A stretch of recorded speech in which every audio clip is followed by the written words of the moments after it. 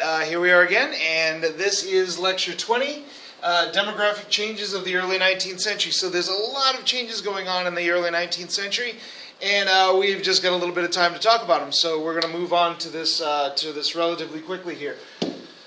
So, what are we talking about? We are talking about, we're going to analyze the causes and the consequences of the major demographic shifts occurring in the early 19th century. This corresponds with key concept 4.2 in your AP guide. So, let's just jump right into this. So, you can imagine that as this new country, as this new nation is forming and developing and creating changes,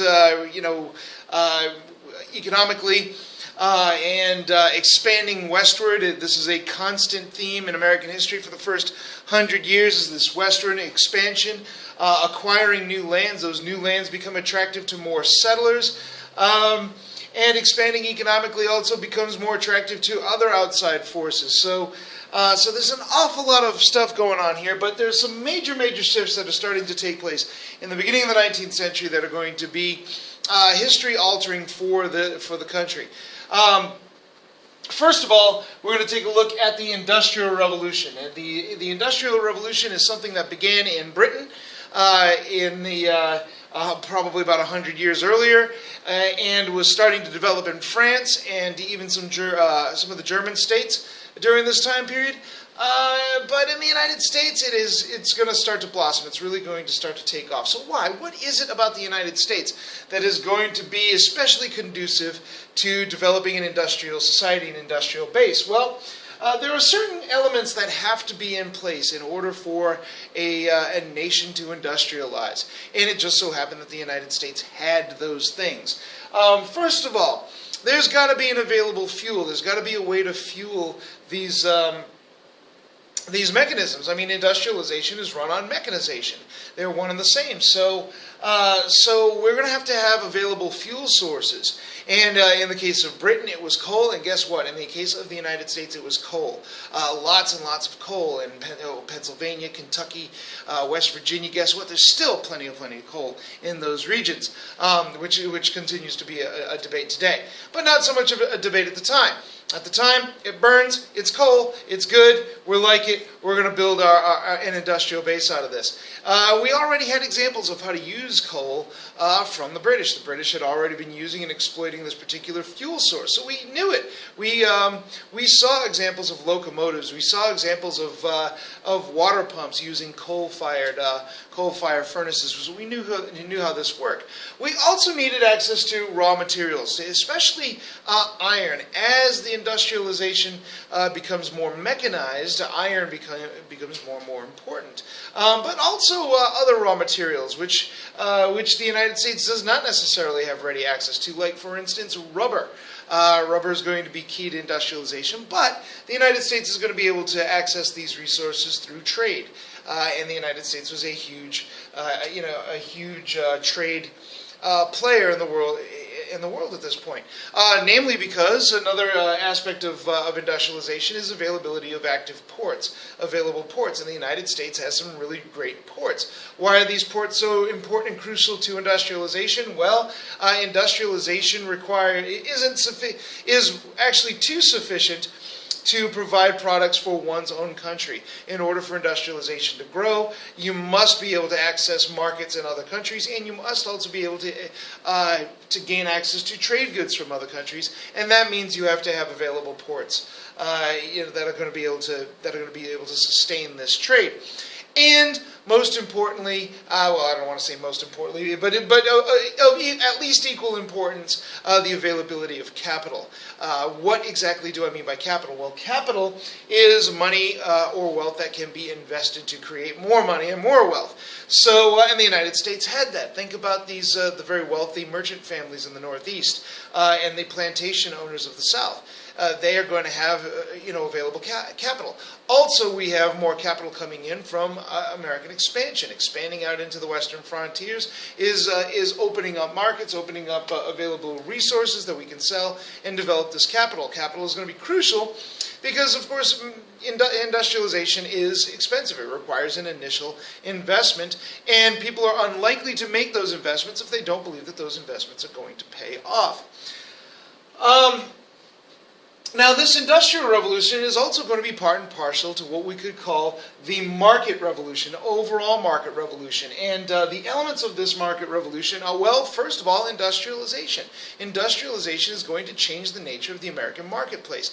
The American marketplace will now have access to relatively cheap, relatively easily available manufactured industrial goods, and this is going to change the nature of the market society in the United States, which had, really for a very long time included barter systems and things along those lines. But now we have more of a commercial-based market, and that's going to be the second element of this market revolution, and that businesses are going to demand more and more to conduct business using money or using credit rather than using barter or exchange in that way. And also, improved transportation is going to be central to this market revolution, as we need to be able to get our goods to diverse markets, and we also need the goods and the raw materials that we can get from those diverse markets. So it turns out that American system investment in transportation is going to be crucial to developing this market revolution.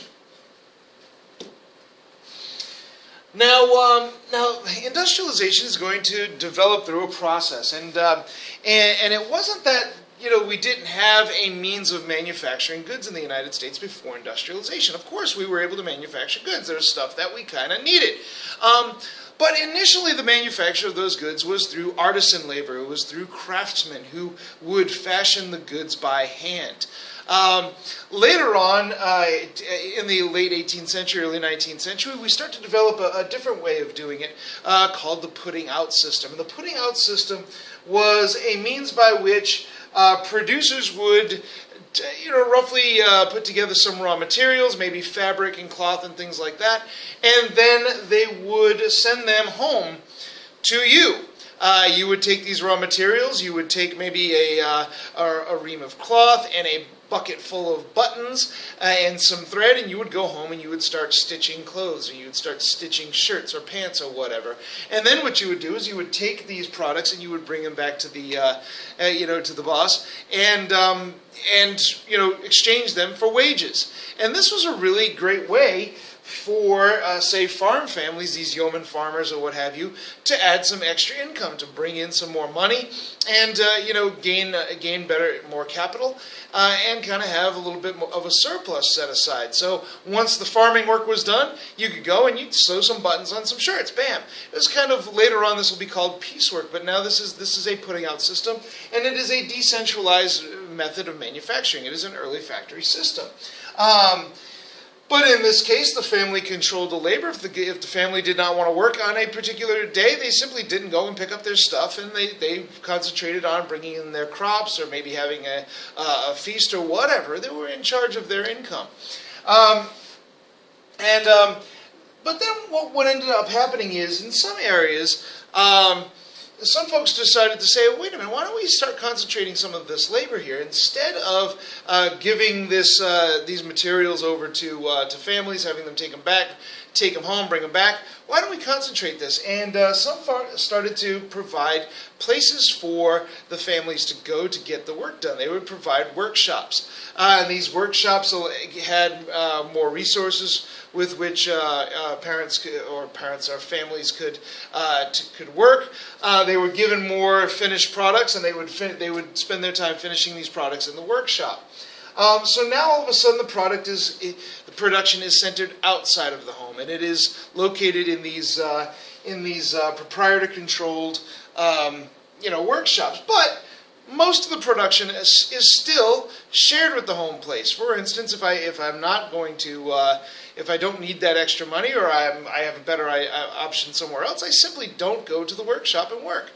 And this was called shop work. But then we start to consolidate even further.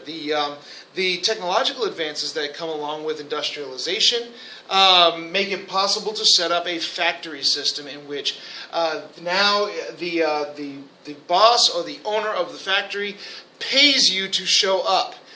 You're going to come to work, and you are going to produce X amount, or you're going to lose your job. And now production is going to be centered in largely urban districts. We'll talk about urbanization in a little bit more.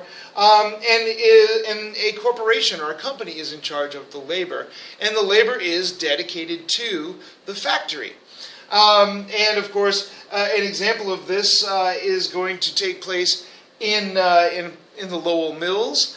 This was an expansive factory system in which raw materials were brought into the Lowell mills in Waltham, Massachusetts, and produced into a final product. And a tremendous amount of clothes were produced in this factory process, which of course involved bringing in a lot of workers, especially women workers. And we're going to add on, discuss this a little bit more. But we're going to bring these folks into the mills. They're going to do their work there. And when it is time to work, they're going to work. And when it is time to not work, they're going to stop working and they're going to go home. So it's a very, very different system. But this factory system becomes possible because of a brand new invention. And this invention was called interchangeable parts. Got to sneeze? No, I don't. Okay, so we got these interchangeable parts. I hate it when that happens. Anyway, and for interchangeable parts, we have our buddy Eli Whitney to thank. You know, not too many people get to make the claim that they changed the course of history once, as Eli Whitney did with his invention of the cotton gin. But here's a guy who actually is going to change the course of history twice, with a method of standardizing parts, reproducing those parts, and then mass producing the final product. And Whitney is going to apply this knowledge to guns, as is shown in this particular diagram. What we have done is we have broken down the construction of a rifle in this case into its component parts, and then we using machines,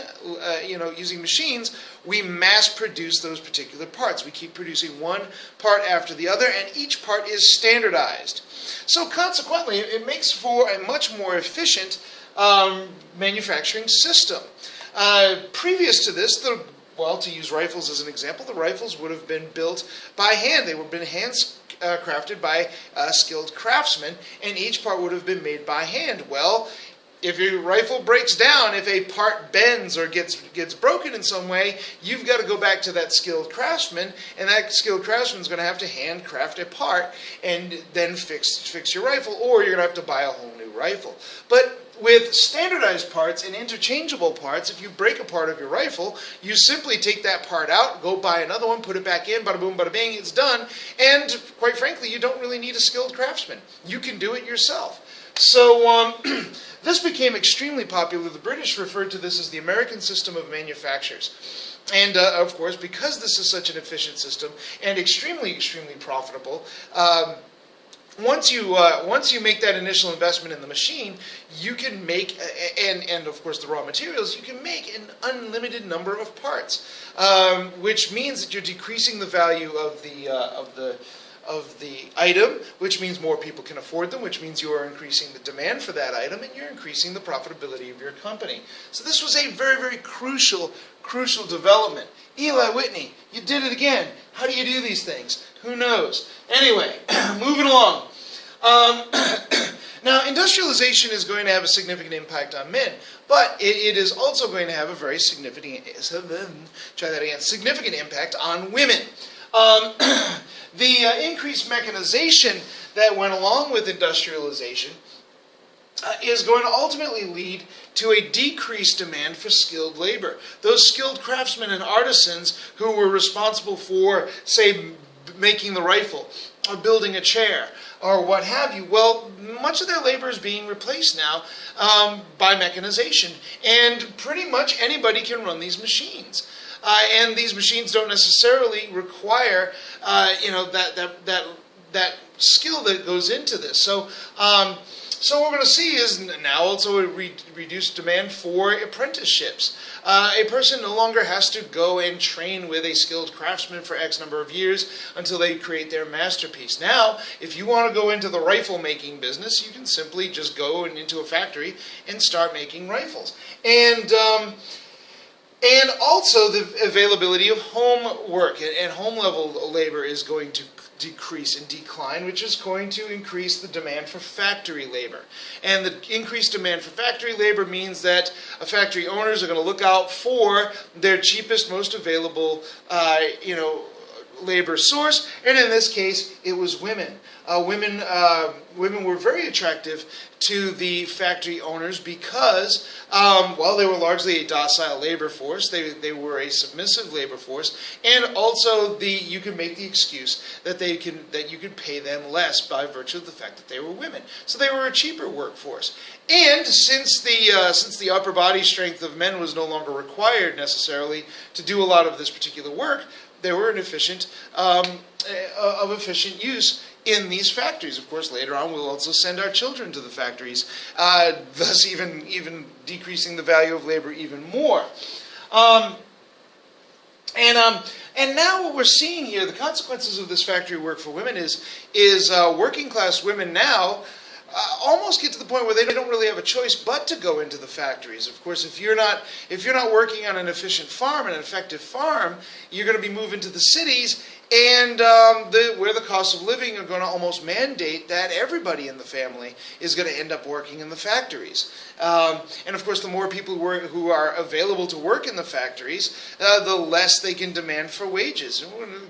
And again, this is a discussion that as we go in, a lot of this stuff is interchanged and interlocked. It's very difficult to talk about it in one linear step.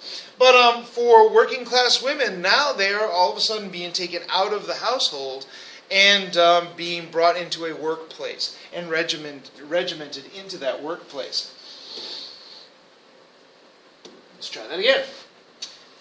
Agriculture is also going to be impacted on this, and again, these are interlocking variables here. So we're going to take a look at agriculture. And with regard to agriculture, and the industrial influences on agriculture, of course, now the industry is going to be such an efficient way of production that we're going to use it in agriculture, especially some of the mechanisms that are available. Well, increased transportation, the construction of the Erie Canal, the construction of railroads, the construction of efficient road systems as a result of this investment in the American system that was pushed by James Monroe and Henry Clay. Well, that's going to be great. It's going to expand markets for these yeoman farmers, especially these yeoman farmers in the north. Now, our cotton growers in the south, they're still trading with Britain, but now they also have other trade partners. They can actually trade with some of these industrial centers in the north. And again, that's relative to the transportation, improvements in transportation. So improvements of transportation are going to expand markets. And also, industrialization is going to produce better and improved machines. I'm going to give you an example of that in just a second.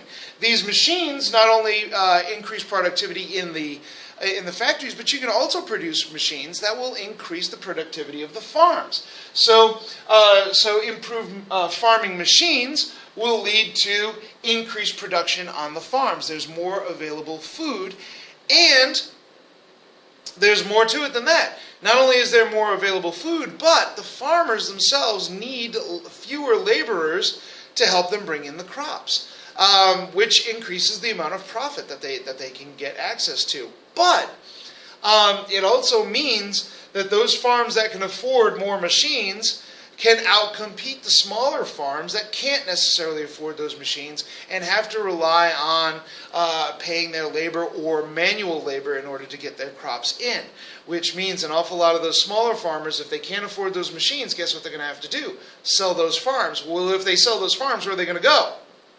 Aha. They're going to go to the cities where they're going to become urban industrial labor. And of course, when you increase the number of laborers, you decrease the value of the labor. And finally, the availability of cheap land. The availability of relatively cheap land that is easily accessible, means that now there's an incentive to actually invest in this land. So farmers who are able to put a little bit of money aside are going to do so, and not only are they going to invest in farm machinery, but they're also going to invest in more land. The machine makes it possible to produce more land, so why not purchase and expand into more land?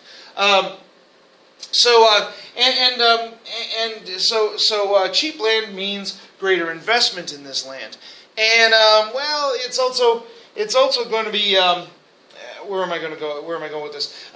It's also going to mean that, for instance, those northern farmers that we talked about earlier in earlier lectures, who were kind of self-sustaining, and they worked within their communities, and they kind of shared. One guy grew beans, and another guy grew pumpkins, and they kind of shared and traded within their own communities. Well, now these guys, since they have an investment in or an incentive to invest, now they're going to be looking at, well, what is the crop that's actually going to get me more profit? Not necessarily the crop that fits into my community needs anymore. So now these northern farmers in the north, in the northeast, and also moving into what we call the old northwest, they're going to start investing in cash crops and moving toward a cash crop market, in which instead of producing enough food to make a living off of, plus the food that you would use to eat, instead they're going to dedicate their farms to just producing whatever it is that they can sell in the marketplace. So the growth of regional cash crops. Now these are going to be regional because some regions are better at growing certain products than others. And we're going to find out that some places are going to specialize in, say, wheat, like Ohio is going to, specialize in growing wheat and corn. And other regions are actually going to be better suited to horticulture and raising pigs. Cincinnati becomes, of course, the pork capital of the world for a little while there. But they're going to be regional, which means, of course, if I'm in Ohio and I'm raising wheat, well, there's only so much bread I can eat, right? If I want to eat something else, I'm going to have to get it from somewhere else, and that means I'm going to have to trade with other regions. But that's fine because we have an improved system of transportation, which makes it easier and cheaper for me to do that. Wow, you see how this is tying together? This is really exciting stuff. Yeah, for me. And consequently, these farms are no longer self-sustainable farms. They are now farms that are tied in to the commercial market. They are agricultural businesses at this stage of the game. And farming is going to move from being a culture in and of itself to a market system, a commercial system of buying and selling goods. Anyway, is that good? Is that bad? I'll have to leave that up to you. Now, here's an image that is really interesting from this particular time, and it has to do with what I was talking about here with the industrialization of farming. And in this case, this is an image that demonstrates, so I'm going to read this, of course, the testing of the first reaping machine near Steele's Tavern, Virginia, 1831. Right? So we're talking about the early stages of this industrial revolution. And what do I know? Well, the reaping machine, well, that was the invention of this handsome fellow here, Cyrus McCormick. And this is a sample testing of this reaping machine. Now, what they would do is they'd bring this reaping machine out to the farms, and they would show the farmers just how amazing this particular product was. And they would take these reaping machines, and it looks like they're cultivating wheat here. And you can kind of take a look at the people in here. These are fascinating. So these are some white folks over here. Of course, they're all dressed in suits and such. These are your businessmen. These are your wealthier men. Some other folks here. These are some white folks who seem to be a little bit less well off. These may be like your yeoman farmers. This guy is actually holding a little sickle. You can kind of get the sense here, well, once upon a time, this was my means of bringing in my crop, and now, look at me. Now I have this mechanism here. We have all of these African American, these black folks here. It's unclear whether they're free blacks or slaves, but it's Steele's Tavern, Virginia, so they're probably slaves, and they're looking really, really excited, right? They're so happy that they've got this little mechanism. I guess they think that it's going to make their lives easier. No. And in fact, there may be some folks in this picture who are day laborers who get paid to help bring in crops. Well, guess what? this machine is going to put you out of a job as well and force you to go into the urban centers to look for a living. So, you got to take the good with the bad, right? Another issue here is immigration. Immigration is going to be a huge influence on early American culture in this time, specifically the Irish, Germans, and Chinese. These are going to be our main immigrant groups during this particular time period. Now, when we study immigration, and we're going to study immigration a lot during this year, we have to look at a couple of things. For instance, push factors and pull factors. I like to look at this stuff. I'm a sociologist, a social historian, so I like to look at things from the point of view of social history and social processes. So I'm interested in what are the things that are going to make somebody want to pack their bags, leave their homes, and go to another country, maybe to never return. This would be a strange home. This would be a strange place with strange customs, a strange language, at least in the case of the Germans and especially the Chinese. I mean, this is a profound act of courage, right?